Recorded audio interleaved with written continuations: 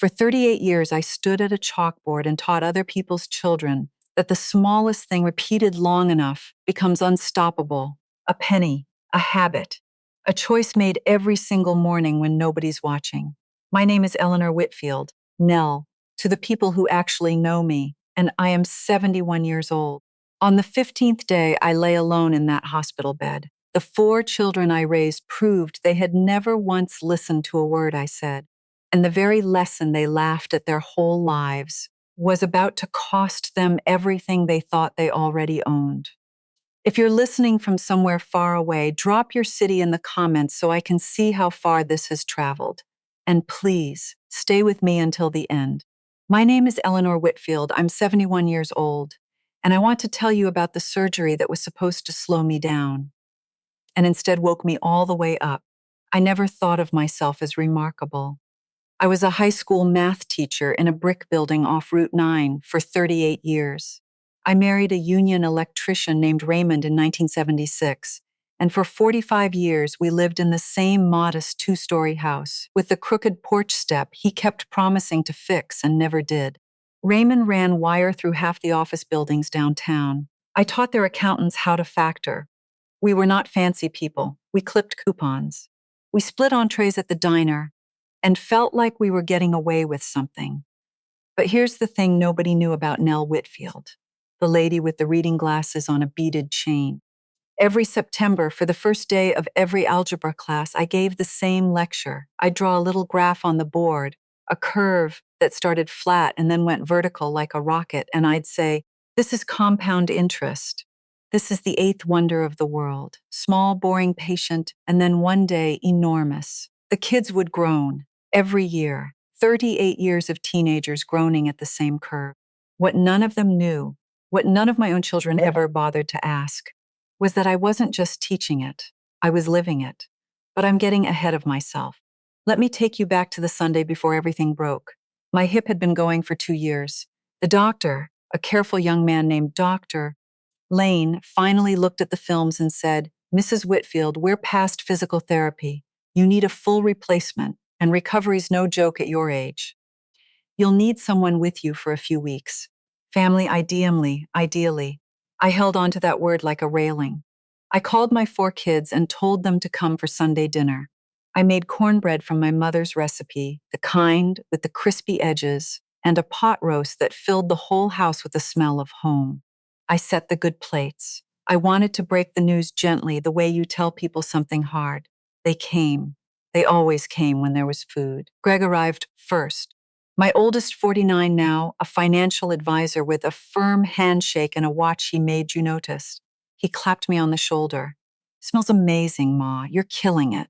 Then Diane, my only daughter, 46, an ICU nurse who came straight off a shift with the exhaustion still sitting under her eyes. She hugged me longer than usual that day. I should have paid attention to that. Aaron came next. 43 real estate, all teeth and cologne, scrolling his phone before he even sat down. "Sorry, Ma, market's bananas right now. Let me just send this one thing." And Tyler, my baby, 37, who arrived 20 minutes late with no explanation and helped himself to the cornbread before Grace. Tyler had been figuring things out since his early 20s. I waited until they were full and warm and loose, and then I told them. Hip surgery, 3 weeks of recovery. I'd need help. The promises came so fast and so beautiful it made my chest ache. "Don't even worry about it," Gregsy said. "We'll set up a schedule. I'll take the first stretch. I can work remote from your couch, no sweat." "Ma, I literally do this for a living," Diane said, squeezing my hand. "I'll handle your meds, your wound care, all of it. You're in good hands." "I'll cover the weekends," Aaron said. "Bring the kids by. Make it fun." Tyler raised his fork like a toast. "I got nothing but time, Ma. I'm your guy." I cried a little. I'm not ashamed of it. I'd been so afraid, not of the knife, not of the anesthesia, but of being alone when I was helpless. And here were my 4 children promising I'd never have to be. I went into that hospital at peace. The surgery went fine. That's the cruel joke of it. The surgery was the easy part. I woke up in a fog of pain, my mouth dry as paper, and I turned my head toward the chair beside my bed, the chair where my child was supposed to be sitting. It was empty. First day, I told myself they were coordinating, working out the schedule.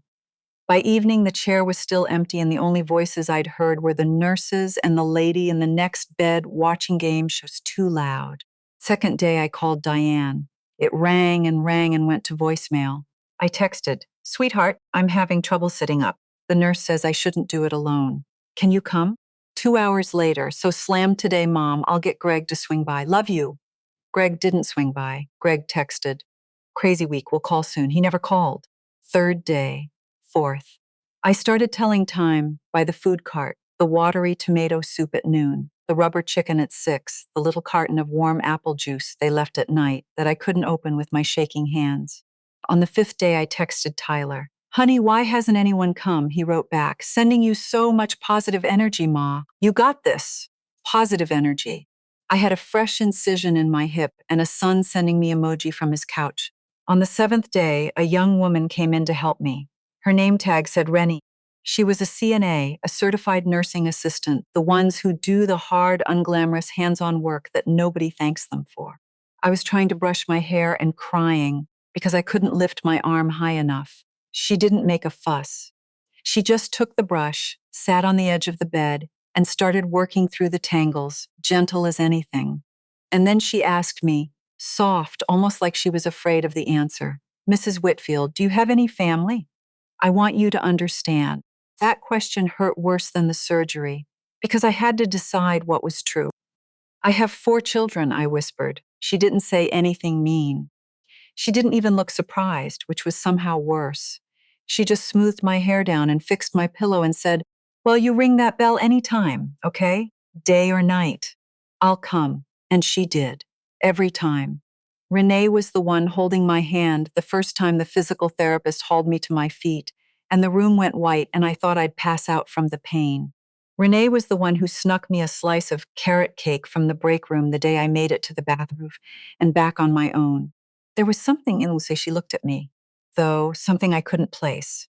She called me Mrs. Whitfield, like the words meant something private to her. I figured I was imagining it. The mind does strange things on hospital pain medication. From my 4 children in 15 days, I got exactly 4 words total that mattered. "Get well soon, Ma." On the 15th day, Doctor Lane came in beaming. "Mrs. Whitfield, you're a rock star. You're cleared to go home. Call your family to come get you." My heart actually lifted at now, I thought. Now they'll come. Now it's real. I called Greg. Voicemail. I called Diane. Voicemail. Aaron, straight to voicemail. Tyler, ring, nothing. Dr. Lane came back 40 minutes later. "Are they on their way?" "They're busy," I said. "It's fine. I can manage." Renee was standing in the doorway with my discharge papers, and I saw her jaw tighten. She helped me into a clean blouse and packed my little bag. "Want me to call you a cab, hon?" "No, thank you," I said. "I know how to use the app. I'll get an Uber."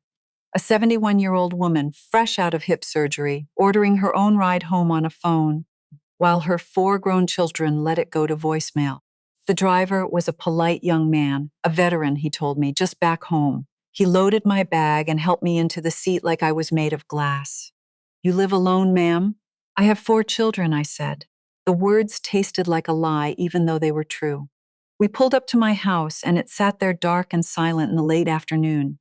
The crooked porch steps still crooked. The driver carried my bag to the door. "You sure you're going to be okay in there?" "I'll be just fine. Thank you, son." I went in. The house smelled closed up and stale. I turned on the lights, and there they all were on the mantel. Greg's graduation, Diane in her nursing whites, Aaron's wedding, Tyler as a gap-toothed 8-year-old before he learned how to disappoint people. Smiling. All of them smiling. I shuffled to the kitchen on my walker and opened the refrigerator. Inside, a box of baking soda from what looked like the Obama administration, half a jar of yellow mustard, and a wilted lemon. That's the moment it became real. Not the empty chair, the empty fridge. Because it meant that in 15 days, not one of my 4 children had thought about the simplest thing, what their mother would eat when she got home. They hadn't pictured me here at all. They hadn't thought about me as a person who would be hungry, who would be cold, who would need. I sat down at the kitchen table where I'd served that pot roast, and I waited to cry. The tears didn't come. Something else came instead, something cold and clear and very, very awake. They didn't think I was worth taking care of, but they sure had thought I was worth borrowing from. That was the thought that sent me down the hall to Raymond's old desk. In the bottom drawer, under the manila folders, was a leather-bound notebook, cracked and soft at the corners. I'd kept it for 40 years. The kids, when they were little, used to see me writing in it and they'd tease me. Mom's in her grade book again. Because I held the household accounts the same way I held a class. Every entry, every loan, every promise, recorded in my small, neat teacher's hand. I never charged my children interest. I never even reminded them, but I wrote it all down. A teacher writes everything down. I sat at that desk under the lamp and I opened my grade book and I started turning pages. But before I tell you what was in it, I have to tell you about the text messages. Because that's where this stops being a story about neglect and becomes a story about something much colder. Tyler had left his old phone at my house weeks ago, charging on the counter, the way Tyler leaves things everywhere, because the world is his other's house. While I was pouring myself a glass of water, it lit up. A group chat. The name of the chat was Logistics. I am not proud of what I did next, but I'm not sorry either.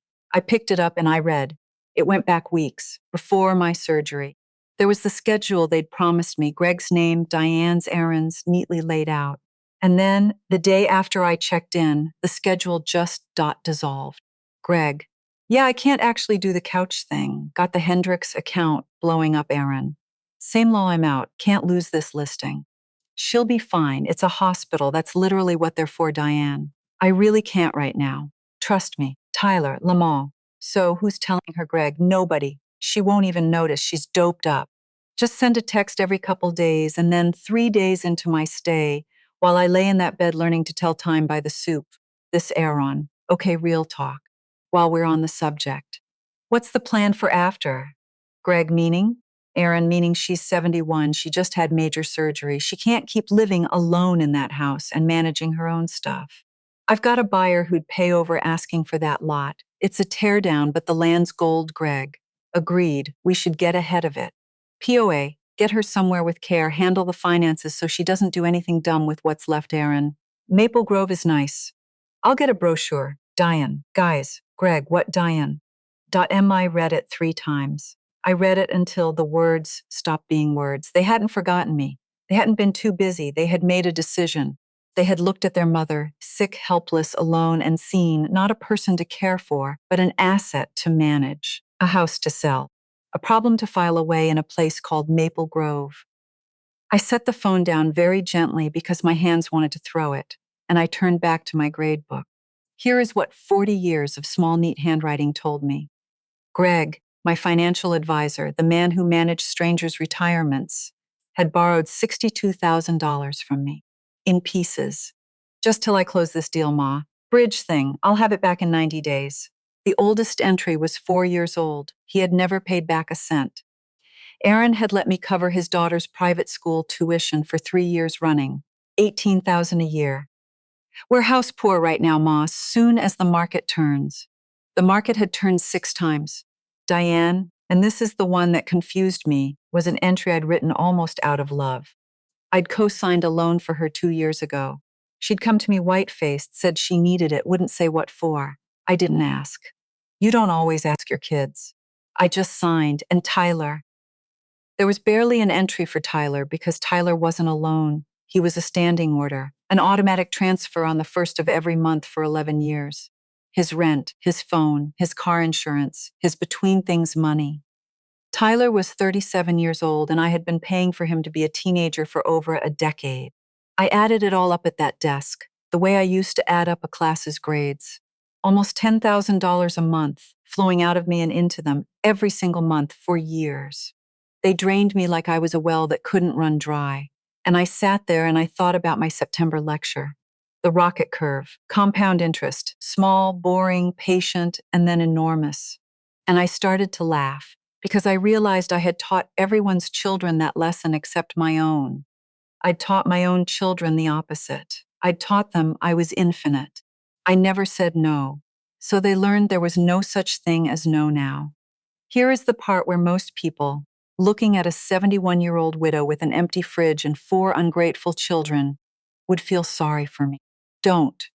Because there was one more drawer in that desk and one more thing in my grade book on a page I'd never shown to a living soul, not even Raymond, in the year before he died. In 1987, when I was 33, I bought stock in a boring company, a company that made things people bought every day and would always buy. I put in a little out of every paycheck, the boring, patient, automatic way, and I kept adding to it for the rest of my working years. And I made one rule for myself, the same rule I gave my students every September. You don't touch it. You don't sell when you're scared. You don't sell when you're broke. You let the rocket fly. And I never touched it. I didn't sell when Raymond got laid off in 91 and we ate beans for a winter. I didn't sell when the market crashed in 2008 and everyone I knew panicked.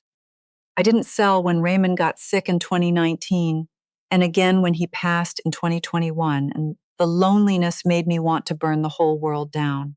I didn't sell when my own roof needed replacing, and I paid for it out of my pension instead. For 39 years, I let it compound. That night, on my walker, in pain, I logged into the brokerage account I checked exactly twice a year. I knew roughly what was there. But seeing the number, on that night in that house, after that fridge, $4,800,000, plus a house that was paid off in full. I had to sit down and I was already sitting down. My children thought I lived on a teacher's pension and a social security check. They thought I was a teardown on a gold lot. They had spent years calling me at the end of the month, calling me old-fashioned, calling me a woman who didn't understand money. Me, who taught compound interest to 3,000 teenagers, and the whole time I was a millionaire several times over, sitting at a kitchen table with a wilted lemon in the fridge because they couldn't be bothered to buy me bread. The discipline they laughed at had made me rich. The patience they had no interest in had been working for me quietly for 39 years, the way it always does. Compound interest doesn't laugh back. It just keeps working. I closed the laptop, and for the first time in 15 days, I smiled. I'd already decided who I was going to deal with first. Greg, probably. The biggest debt, the ringleader of logistics, the one who typed she won't even notice, she's doped up. But before I could pick up the phone, I did the thing a teacher does. Did all the evidence again, because something didn't fit. One entry on the board didn't match the others, Diane. Diane, guys, Diane, VM, she'd never finished a sentence in that whole ugly chat.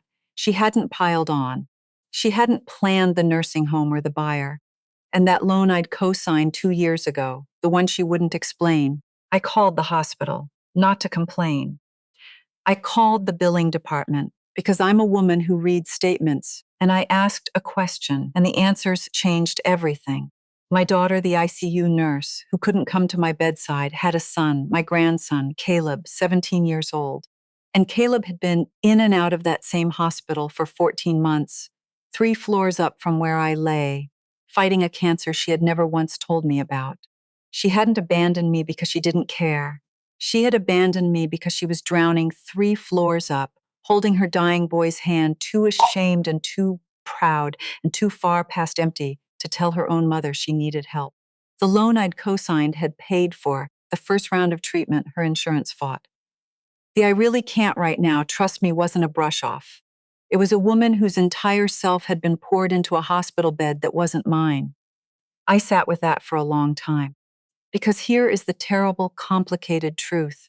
She was both. She was a daughter who left her mother alone in the dark, and she was a mother being crushed under a weight no one should carry alone. She'd lied to me. She'd let me think she was just busy, just careless, just like the others. And the reason she lied was the same reason I'd never said no to any of them. Pride dressed up as protection. I had spent 15 days thinking I knew exactly who my 4 children were. I didn't know my children at all.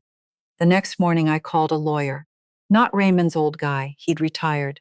I called a woman named Margaret Sullivan, Marge. She specialized in something I'd never had reason to think about, elder law. Marge came to my house in a gray suit with a leather bag, and she didn't pat my hand or tell me to calm down or say, "But they're your children." She poured her own coffee, sat across from me, and listened while I told her all of it, the chair, the soup, the Uber, the fridge, the grade book, the 4.8 million, and logistics. When I finished, she was quiet for a second. Then she said the thing I needed to hear. Mrs. Whitfield, I'm going to tell you something I tell all my clients, and I need you to really hear it. When an older person has assets and starts needing care, the phrase, we're just doing what's best for you, is very often the opening line of a hostile takeover. Power of attorney, a competency challenge, a quiet sale. I've seen it 100 times, and it almost always comes wrapped in love. She leaned forward. From what you've described, your children may be planning to have you declared incapable of managing your own affairs. The good news is you came to me before the dinner, not after. The dinner? The one they're going to invite you to, she said. The reconciliation dinner. Trust me, it's coming. And when it comes, you're going to be ready, and they are not going to know what hit them. I felt something I hadn't felt in 15 days. I felt like a teacher again, like someone holding the answer key. Marge, I said, before we do anything else, I want to get evaluated. She tilted her head. A competencies evaluation. Cognitive testing, the whole thing, voluntarily. I want it documented by the best people you know that Eleanor Whitfield is sharper than anyone at that table. If they're going to call me confused, I want a stack of paper that says I'm not. Marge smiled for the first time. Mrs. Whitfield, I think you and I are going to get along just fine. Now, I want to tell you about the phone calls because they came exactly the way Marge said they would. The instant I started turning off the faucet. First thing I did was small. I canceled the automatic transfer to Tyler. 3 taps on an app, a 37-year-old man told me his whole life I was too old to understand. On the first of the month, when his rent money didn't appear, Tyler called. His voice was sweet as pie, which is how I knew he wanted something. Hey, Ma, how you feeling? You back on your feet? Getting there. That's awesome. That's so awesome. Hey, weird thing, the deposit didn't come through this morning? Must be a bank glitch or something. Can you call him? There's no glitch, Tyler. What do you mean? I mean, I turned it off. There was a silence so long I could hear his TV in the background. You wait. Why? Ma, that's my rent. That's how I eat. You're 37, sweetheart. So, Ma, I can't just, what am I supposed to do? And I didn't yell. I want you to know I didn't yell. I just said, your grandfather rewired half this city with his 2 hands. He started as an apprentice sweeping floors. I think you can figure out job application. A pause. Come to dinner Sunday, 7 o'clock. If you want a ride, the bus runs right past your place. I hung up before he could cry. Tyler's tears were the most expensive thing he owned, and he'd been spending them on me for years. Greg called next, and Greg didn't bother with sweet. Ma, what is going on? Tyler's freaking out, said you cut him off, said you're acting weird. Hello, Greg. Are you okay? Like mentally? Because cutting Tyler off out of nowhere, that's not like you. The surgery, the meds, sometimes that messes with Greg. I said his name the way I used to say a student's name when they hadn't done the reading. When are you planning to pay back the $62,000 you owe me? The line went dead quiet. What? Ma, come on. We don't need to do this over the phone. 62,000. The oldest piece is from 4 years ago. You're a financial advisor, Greg. You tell other people to live within their means. So I have to ask you, as one money person to another, where's your balance sheet? Because mine says you're deep in the red. I heard him breathing, and then I heard the truth crack through, the way it does when you push on the right spot. Things have been tight, okay? The firm's been brutal. I got behind. I was going to make it right. I swear I just needed time. Greg, the man who managed retirements, was underwater. The whole killing it act, the watch, the firm handshake, it was a costume. He hadn't borrowed from me because he was confident. He'd borrowed because he was sinking, and I was the only one who'd never ask why. Come to dinner Sunday, I said. 7 o'clock. Bring your calculator. Aaron didn't call me. Aaron, being Aaron, made a mistake instead. An appraiser called my house, a wrong number, or maybe just a careless one, asking to confirm an appointment to assess the property for Mr. Whitfield's listing, my property, my house. Listed by my son while I was in the hospital. I didn't call Aaron to scream. I just thought, all right, Sunday then. And Diane, I didn't call Diane at all. I drove myself 3 weeks post-op, white-knuckling the wheel to the hospital, up 3 floors, to a wing I'd never had reason to visit. And I found my daughter asleep in a chair beside a hospital bed, holding the hand of a bald, sleeping 17-year-old boy with my late husband's exact stubborn chin. She woke up and saw me, and her whole face came apart. "Mom," she breathed. "Mom, how did you?" I didn't say anything about the dinner. I didn't say anything about logistics. I crossed the room and I sat down in the empty chair on the other side of my grandson's bed, the kind of chair I'd stared at, empty, for 15 days. And I took Caleb's other hand. "You should have told me," I said quietly. "I couldn't." Her voice was a wreck. You'd have given me everything. And I couldn't watch you go broke for us. I couldn't. You've given enough. You've given your whole, Diane. I looked at her over my grandson's sleeping body. "I have more than you think. We'll talk about that later. Right now, I need you to hear me. You were wrong to leave me alone, and I was wrong to raise you all to think you could never ever ask. Both things are true. We're going to fix both things. But not tonight." She cried so hard the nurse came to check. I held her boy's hand and let her. "I want to be honest with you, because this is the kind of story where it's easy to make everyone a hero or a villain. Diane left me alone in the worst week of my life and lied about why. That was real, and it hurt, and I didn't pretend it away. But she lied out of the same broken thing I'd built in all of them.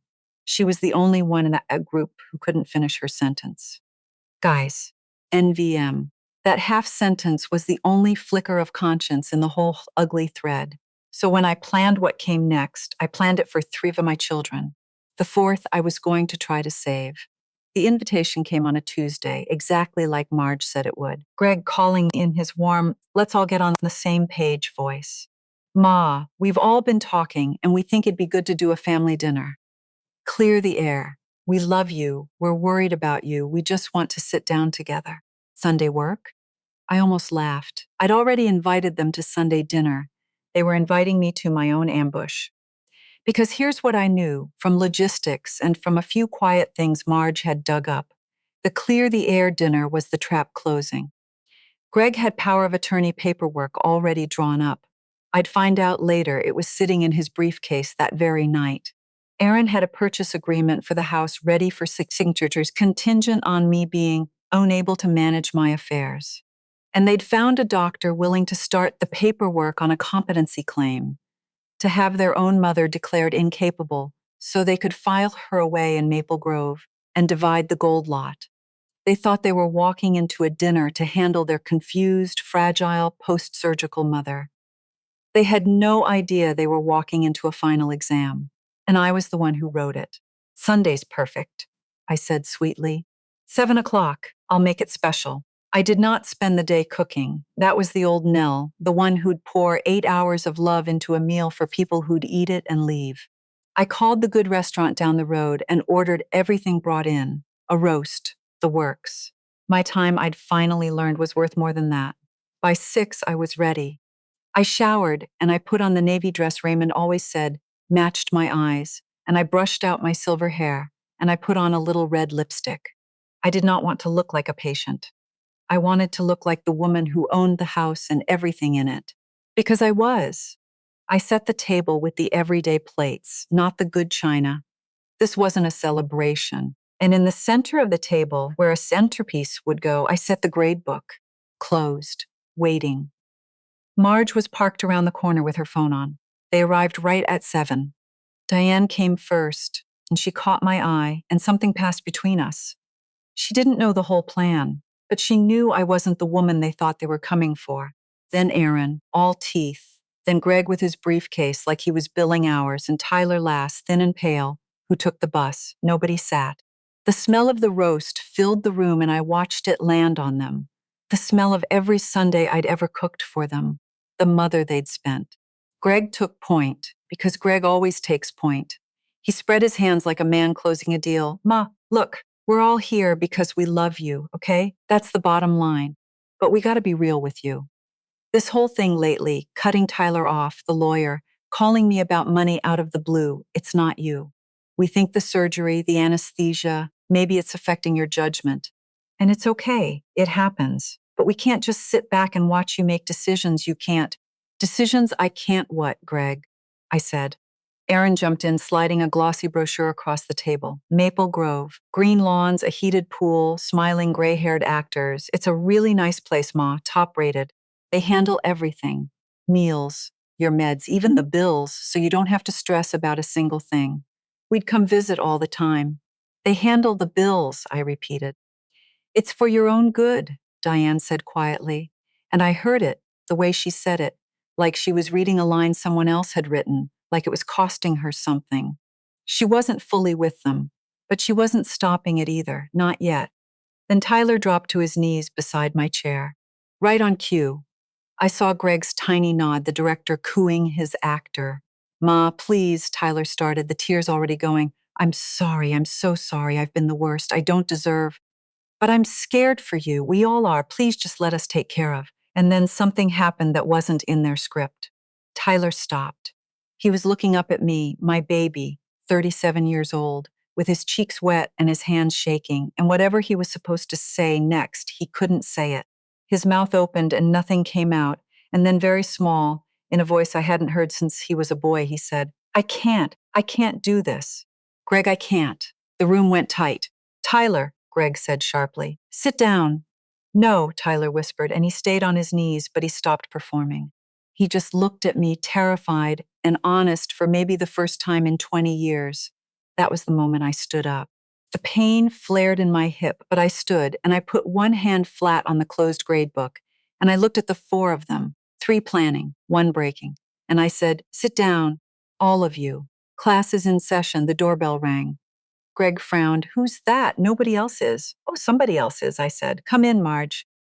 The door opened and Margaret Sullivan walked in. Gray suit, leather bag, calm as a Sunday. Good evening, she said. I'm Margaret Sullivan. I'm Mrs. Whitfield's attorney. She mentioned you'd come tonight with an interesting proposal, a nursing home and a power of attorney. I'm here to represent her interests. The temperature in that room dropped 20 degrees. I watched the blood leave their faces, watched the dinner turn into something else entirely, a deposition. You got a lawyer? Aaron sputtered. Sit, Marge said, pleasant as anything. And they sat, all of them, like the children they used to be. I opened the grade book. You think I'm confused, I said.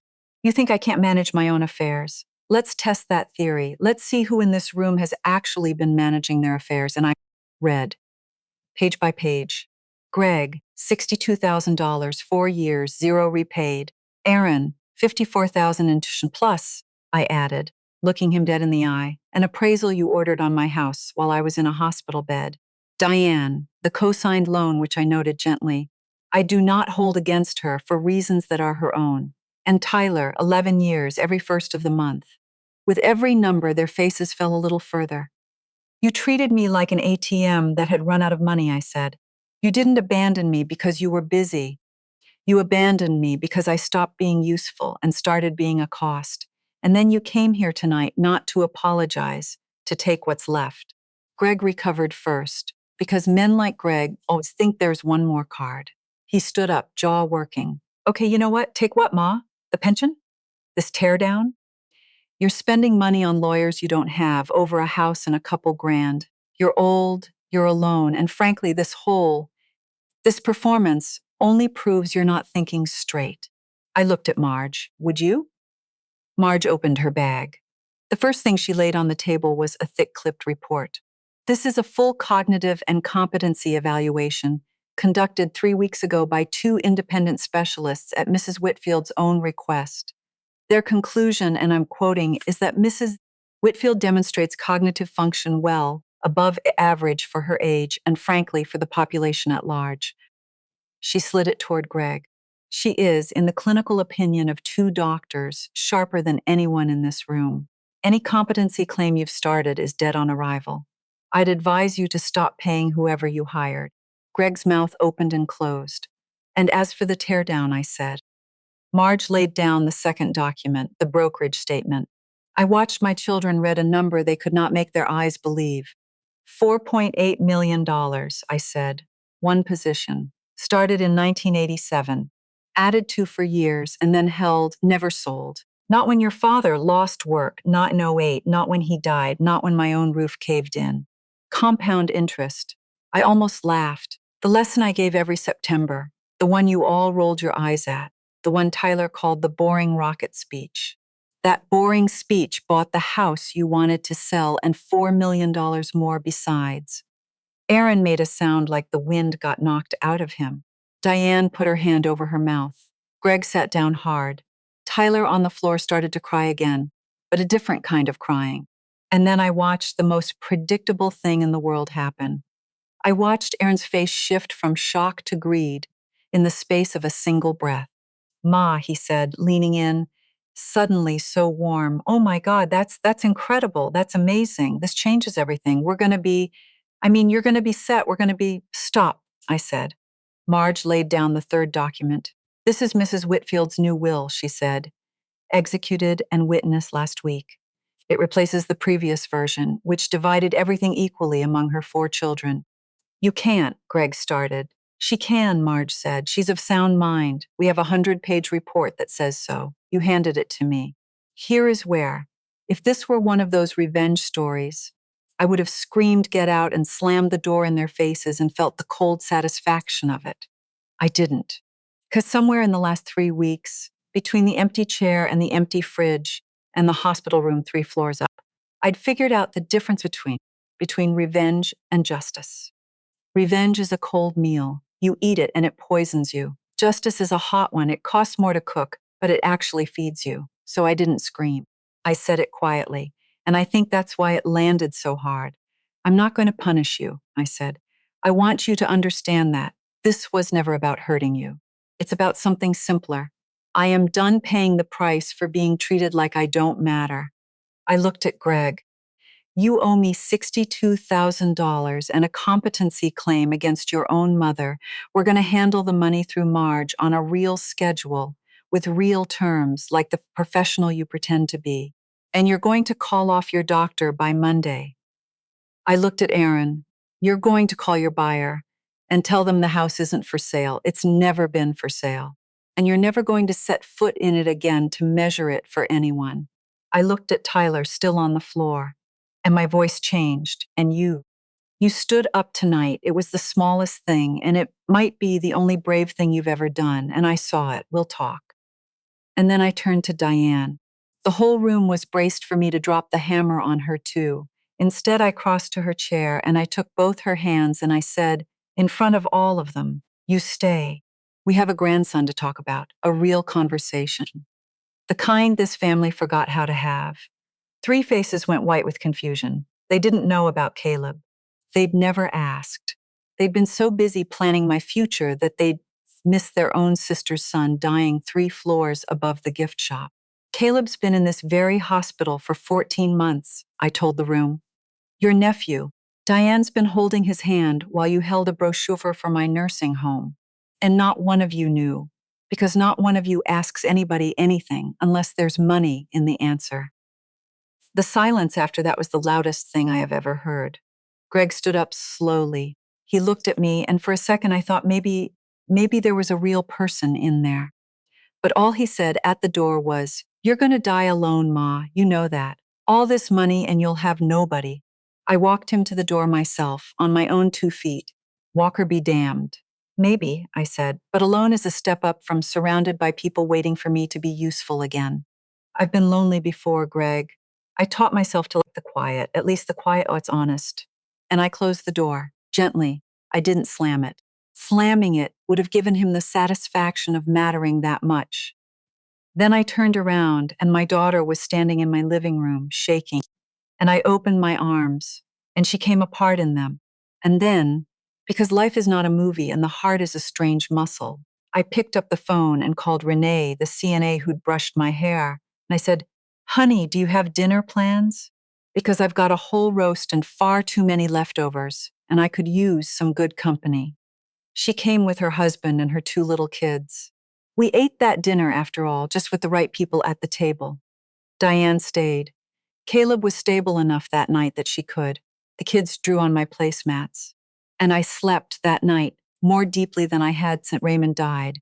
The aftermath came in pieces, the way it does. Greg tried one more time to lawyer his way through. He showed up at Marge's office with an attorney of his own, threatening to sue, demanding a competency evaluation. Marge told me about it on the phone, and I could hear the dry amusement in her voice. "And what did you tell them?" I asked. I asked if incompetent was really the word he wanted to use for the woman who turned $500 a month into $4.8 million while raising 4 children on a teacher's salary. Then I handed his attorney our evaluation. His attorney advised him to go home. A pause. He paid the first installment, by the way, with interest. It cleared this morning. I'll tell you the part I'm not proud of liking. It felt good, not gloating good, just settled, like a column that finally adds up. Aaron and Greg went a different route. They went around the neighborhood and to my church, telling anyone who'd listen that Mom had lost her mind, gotten rich somehow, and cut out her own kids, that some lawyer had her brainwashed. For about a week, I was the talk of the block. It backfired in the most beautiful way. My neighbor of 30 years, Pat Brennan, called me up. "Nell, I gotta ask. Aaron was just here saying you kicked your kids to the curb for no reason." "Pat," I said, "I spent 15 days in a hospital and not one of them came. I came home in an Uber. There was nothing in my fridge but a sad lemon. You know what abandonment looks like? It doesn't look like the woman who got left. It looks like the people doing the leaving now that there's money on the table."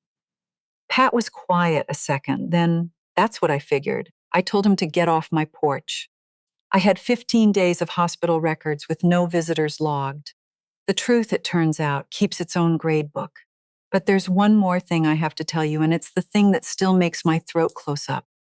Renee, a few weeks after that dinner, she came by the house to help me with a dressing change. She did it on her own time, wouldn't take a dime. And I finally asked her the thing I'd been wondering since the hospital. Why she'd looked at me like that. Why Mrs. Whitfield sounded so personal in her mouth. She got quiet, and then she said, "You don't remember me, do you?" I didn't. 25 years ago, Lincoln High, third period algebra. I was the kid in the back who never had her homework because my mom worked nights and there wasn't anybody home to make me do it. She smiled, but her eyes were wet. I was failing everything, and one day you kept me after class and you didn't yell. You drew that little rocket on the board, the compound interest one, and you said, "Rennie, I don't care about your grade right now. I care that you understand this one thing. Small choices made over and over when nobody's watching, that's the whole game. That's how a person climbs out." I had to sit down. "I went to community college off that," she said. "Then nursing school, nights while I worked days. Took me 9 years. And the whole time I had that stupid little rocket in my head. Small choices, nobody watching." She laughed and wiped her face. "I didn't know that lady in bed 12 was you, Mrs. Whitfield. I swear to God I didn't. I just saw an old woman whose kids never came, and I couldn't stand it. I'd have done it for anybody." She shook her head. "I didn't take care of you because you were rich. I didn't even know you were Nell Whitfield until I saw your file the day you left. I had spent 15 days alone, abandoned by the 4 children I'd given everything to. And the person who held my hand, who brushed my hair, who asked if I had family, was a student I'd kept after class 25 years ago, paying back a debt she didn't even know she owed, to a teacher she didn't even recognize. The lesson I'd planted in a failing kid in the back row had circled the whole earth and come back 3 weeks ago to sit at my bedside when my own blood wouldn't. That's when I knew what the money was for. I went back to the hospital, not as a patient this time, as a benefactor. I sat down with the board, and Dr. Lane nearly fell out of his chair when I walked in without a walker, Marge at my side. I told them I didn't want to donate equipment they had. I wanted to donate the one thing nobody had given me in that bed: dignity. We founded the Raymond and Eleanor Whitfield Fund, 2 programs. The first I called Second Chair, named for the empty chair beside my bed that I'd stared at for 15 days. The mission was simple. No elderly patient in that hospital would ever again lie alone, day after day, with no one in the second chair. We hired and trained companions to read to them, to hold their hands, to brush their hair, to call their families and ask one very direct question: "Do you understand that leaving an elderly person alone like this is a kind of harm?" I made Renee the director. She left bedside work to run it. She was born for it. She'd been training her whole life since the back of a third period algebra class. Second program is the one I love most. A financial literacy scholarship and a set of classes for high school kids, taught for free every September. The first lesson always is the rocket curve, compound interest, small, boring, patient, and then enormous. Because somewhere out there is a kid in the back row whose whole life turns on whether one tired teacher decides she's worth keeping after class.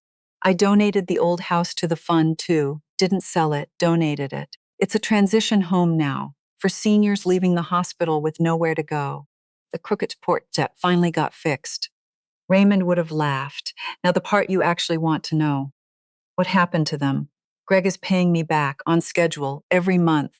His firm let him go. Turns out I wasn't the only account he'd mismanaged. He doesn't talk much when he drops the check at Marge's. But he drops it. I'll take it. Aaron and I don't speak.